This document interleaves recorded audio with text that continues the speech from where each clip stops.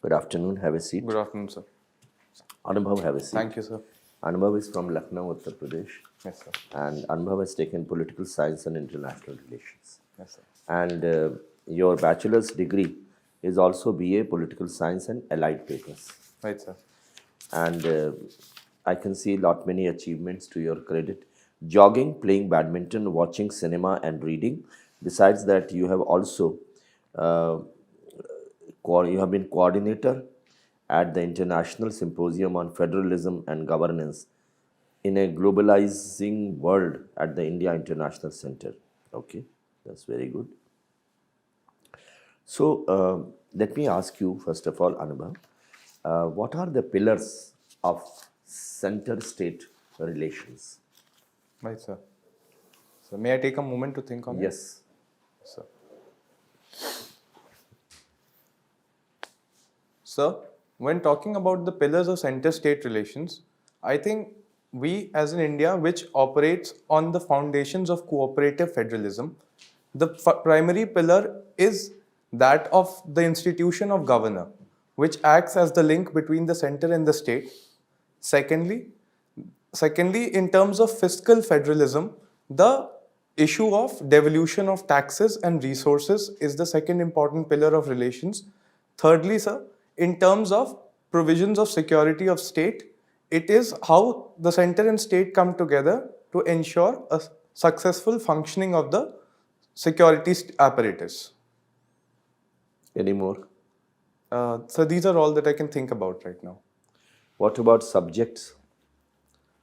Right, sir. The three lists. Right, sir. So the Constitution under the 7th schedule provides proper distinction between subjects that states and center can respectively legislate on. And there is a concurrent list. And there is a concurrent list under which the Constitution expressively maintains the superiority of the center over the state. That is why sometimes political scientists have led this system to be remarked as we are a federal system with a unitary bias. And then when you talked about devolution of taxes, one important institution is the Finance Commission. That's right, sir. So Finance Commission is also one of this. GST Yes, Council. Yes, sir. Zonal Council. Right, sir. And one more thing, the service for which you are aspiring. Yes, sir. So all India services. All India services. So these are the pillars of center-state relations. Right, sir. You started off correctly with governor. Right, sir. But there are many, which, for example, the things which I have just told you. So whenever you give answer, include all these things in your answer. Right, sir. What are the strengths of our democracy? Sir, the strengths of our democracy, firstly, the fact that we are able to accommodate diverse cultural diversity and still continue to work towards being a nation. So the fact that we have a lot of diversity in our country and even then we have managed to stay together as a nation is the biggest strength of a democracy according to me. Secondly, sir, it is the fact that despite being a relatively illiterate and uneducated electorate at the beginning of the nation, our people, our electorate have demonstrated extreme and very aware political consciousness and they are active participants to the process of democracy. They are not passive participants and we like to actively assert our rights and demands on the participating political parties during electoral processes. So I think these two things are the biggest strengths of our democracy. While giving answer to this question, Right, sir. also keep in mind that there are some very, very important things which you indirectly mention in your answer. So you will say free and fair election. That is the strength of our democracy. Okay. Right, sir. Then the political parties which you mentioned. So you can say that political parties, their existence. Third is the opposition. Right, sir. That again is an important strength of our democracy. Fourth is the independent judiciary, which is again a strength of our democracy. Fifth is the civil society, which in comprising of NGOs and other. That again is a strength of society. Right, Then media, independent media is also a strength of our society. Yes, Okay? So that's how you will answer the question. Sure, sir. All right. Thank you. Anubhav, Are you working somewhere? Yes, sir. Recently, I'm appointed as assistant professor in a constituent college of Lucknow University. Acha. Yes, sir. You are married, huh? Yes, sir. Okay. You have done MA post-graduation in PSIR, Yes, sir. but your preference for services does not prove this point. You have given IFS as number 3 choice. Right, sir. Why? Sir, the fact that I have done political science and international relations, I believe will help me serve on the ground in India in the administrative services and police services as well. My training as a political scientist doesn't necessarily entail, I believe, sir, for me to necessarily go for a career abroad only. If I may elaborate on that, sir. No, that's okay. Finland has joined the NATO. Sorry, sir? Finland Yes, sir. has become a member of NATO. Huh? Yes, sir. That means the era of Finlandization, as they call it, is over now. Right, sir. How do you see the future prospects of this development in the ongoing war? Right, sir.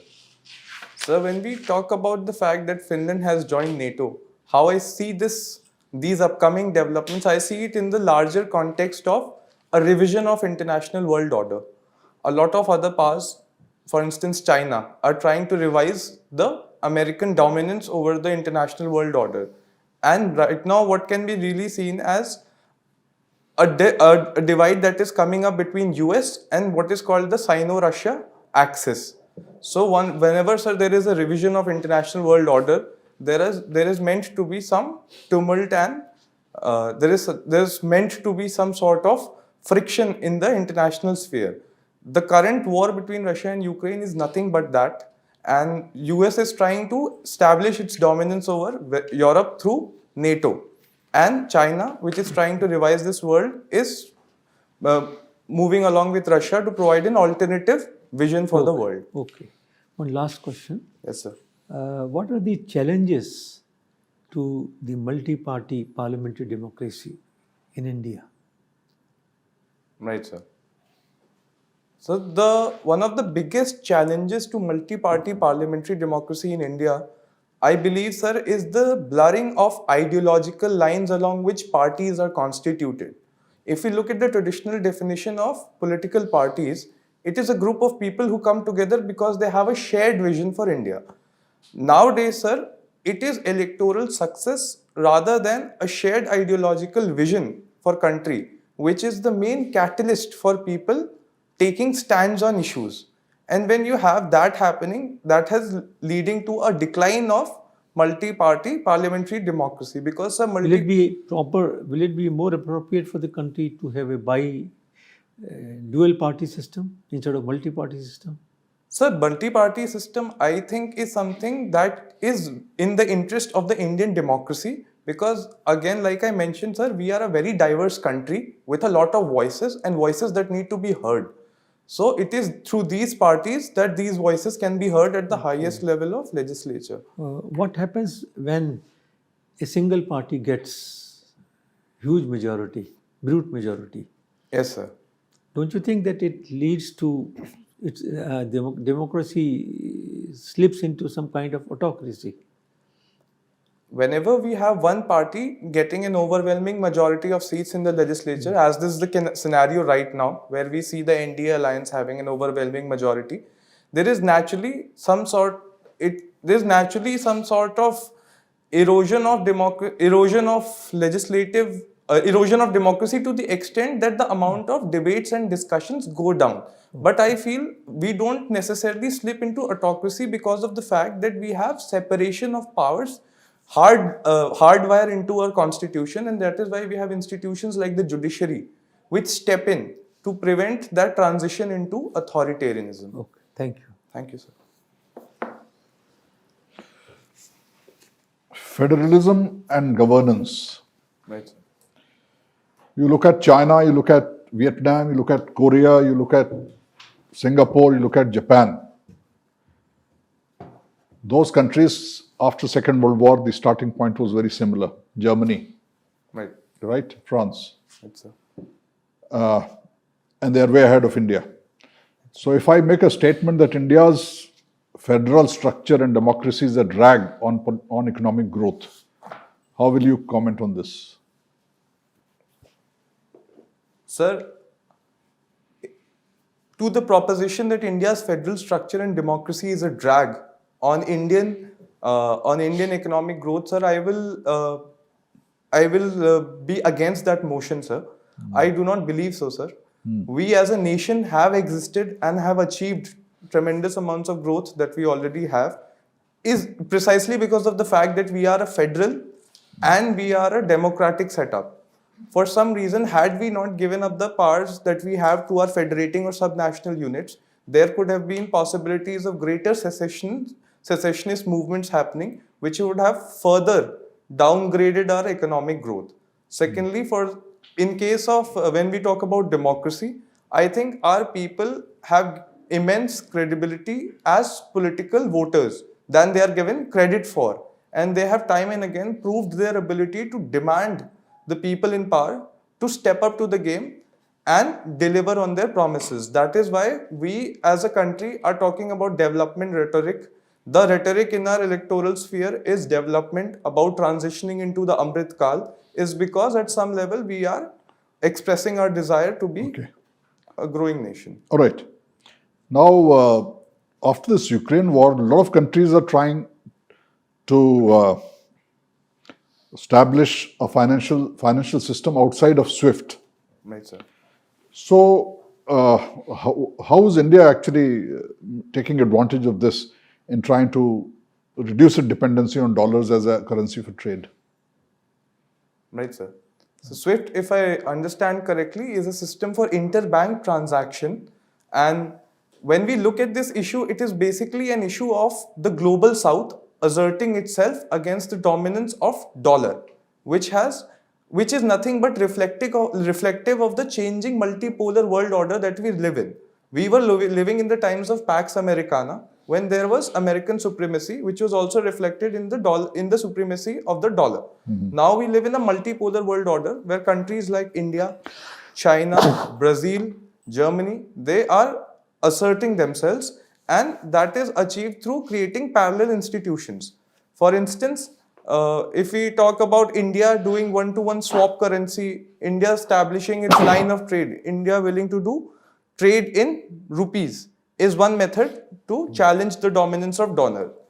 Similarly, other institutions like Asian Infrastructure and Investment Bank have been created for providing investment options to countries apart from Western dominated institutions. So these are the ways in which I think we are trying to revitalize the. All right. How long have you been married? Sir, I've been married for the past 2 years, sir. How has been your Anubhav? So my Anubhav has been very enriching, sir. The reason we decided to get married is, I believe, sir, because we are able to bring out the best in each other. So it's a love marriage or an arranged marriage? So it's a love marriage, sir.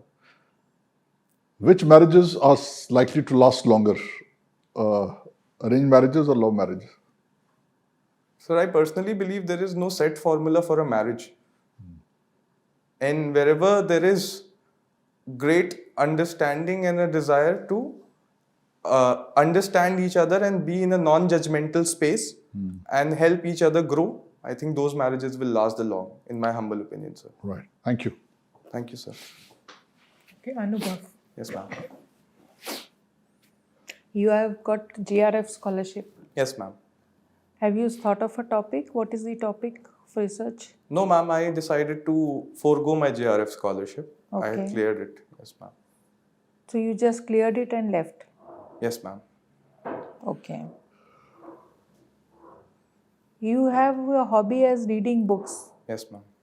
Can you tell me which of the book is you read recently? Ma'am, I recently finished reading Siddharth Mukherjee's The Emperor of All Maladies, where he discusses about cancer. I personally really like the book, ma'am, because apart from exploring about the growth and journey of cancer, he uses cancer as a metaphor to really understand the human desire for growth and deconstructing and delayering issues that we confront as a human race. So he has used cancer as a metaphor to really understand that abstract human feeling of growth and journey. Okay. Lucknow is famous for its chicken curry. Yes, ma'am. As a collector, suppose you are placed as collector Lucknow, Yes, ma'am. how would you pursue for development of chicken work in and its popularization of chicken work in the country?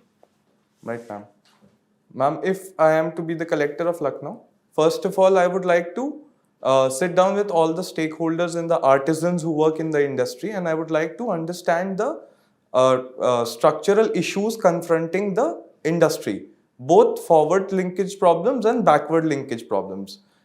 Having done that, ma'am, I would like to ensure that there is some sort of standardization of the craft.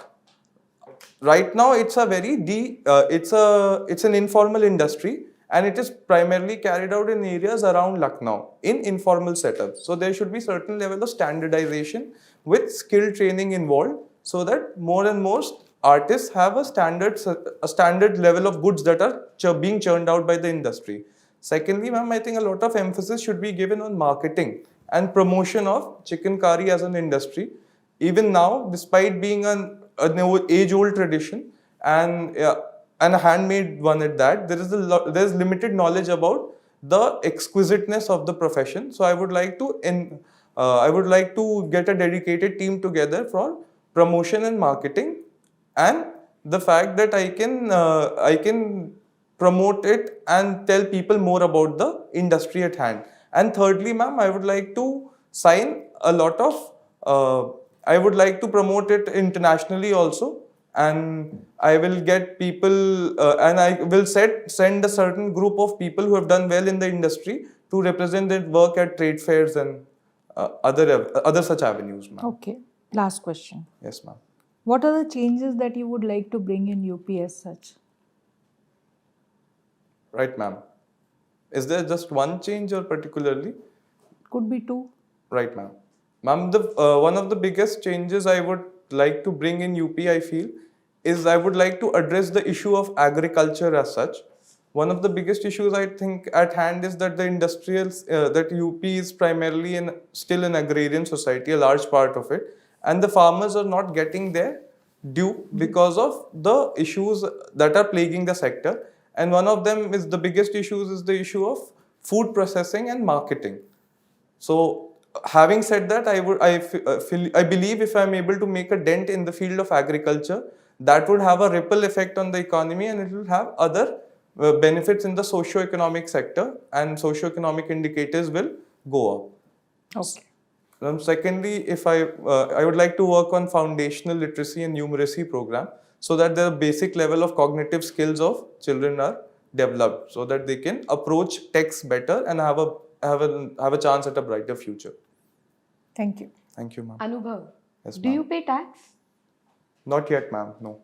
You don't pay any income tax? Ma'am, I only recently started working. I do pay indirect tax on the services that I consume and Tell the me goods. what all are the things that you pay taxes on?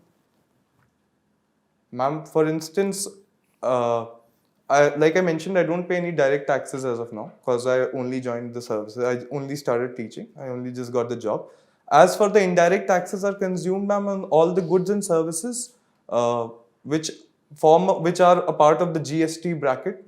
Any other tax apart from GST that you can think of? Ma'am, I can't recall anything at the moment. VAT? Do you pay VAT? No, I can't exactly think about an It's item all that right. I've consumed. Tell me what constitutes forex reserves of India. Right, ma'am. When we are talking about forex reserves, we have our gold that we have in store, which is a part of the forex reserves. Then we have exchange currencies, which are with the RBI. Then, ma'am, we have special drawing rights and reverse transposition of the IMF, I believe. Who owns this forex reserves? The forex reserves are owned by the government, but RBI is the maintaining authority for the forex reserves, I believe. What is the trend that we see in forex reserves in last 6 months? Ma'am, I'm not really sure about it, but if I can warrant a guess, Okay. we have seen dwindling amount of forex reserves have dwindled a little because of the uncertainties created by the geopolitical conflict and pandemic, and with Western banks tightening their money policy and dollar strengthening, rupee has depreciated. So India has had to step in. Is there any benefit of rupee depreciating? Yes, ma'am. If our exports will become cheaper. But are they becoming cheaper? A little, ma'am. I think we need to address the structural issues at hand as well. No. It's all right. You are a teacher. Yes, ma'am. Anubhav, why is it that teaching is a second preference for all the people in this country? You're a teacher, but deep down you want to become an administrator. So you have taken teaching as a sidekick. Ma'am, I think teaching is a very noble and respectable profession, and with very rewarding social Then why opportunities. would you want to leave it and come and do something else? Because I personally feel, ma'am, I'll be better off in a career in the civil services for my own personal reasons. And then why did you take up teaching? Ma'am, I took up teaching because I wanted to productively engage while I was preparing for the services. I had already given the For how long have you been preparing? for approximately for the past 4 years, ma'am. But you've taken up teaching recently only. Yes, ma'am. Why? Because the opportunity presented itself only now, ma'am. All right. You are from Uttar Pradesh. Yes, ma'am. These days, bulldozers are, making turns in newspapers in Uttar Pradesh. Yes, ma'am. Do you agree with that kind of policy of the government? I agree with the fact bulldozers are being used by the media as they're being used by the media as a metaphor for the anti-encroachment drive that the government is carrying out these days. I believe that anti-encroachment is something that the government should invest in, and they should actively follow it up. But the only thing that needs to be taken into consideration is the due process of law, and rule of law is not violated. Selective targeting of people is an issue. As such, the use of bulldozers for anti-encroachment drives for me, ma'am, is not an issue. Is love jihad a real concept, or is it just a made up concept by some people of the society? I personally, ma'am, do not believe in the concept of love jihad. I think love jihad as a concept is being used to polarize the society, and it can work against if we have two consenting adult individuals, their religious affiliations should not matter. Okay, my last question to you would be, if let's say you get rejected Right, ma'am. in this interview, what do you think would be the reason? If I get rejected, ma'am, probably because of my inability to view things objectively from a higher vantage point, I would say. Maybe I'm too invested in the issues and not able to look at the bigger picture. All right. Thank you. Thank you, ma'am. All the best to you. Thank you so Looking much. forward to you becoming a civil servant. Thank you so much. Also, ma'am. you're alumni of Shahid Bhagat Singh College, right? Yes, ma'am. I'm teaching in Shahid Bhagat Singh College. Oh, really, So you ma'am? make through, and I will be very happy to invite you to college as a chief guest. Oh, how lovely. Thank you. Thank you so much. I ma'am. hope that will serve as a motivation. Definitely, ma'am. Thank you. Thank you, ma'am. An academy. Let's crack it.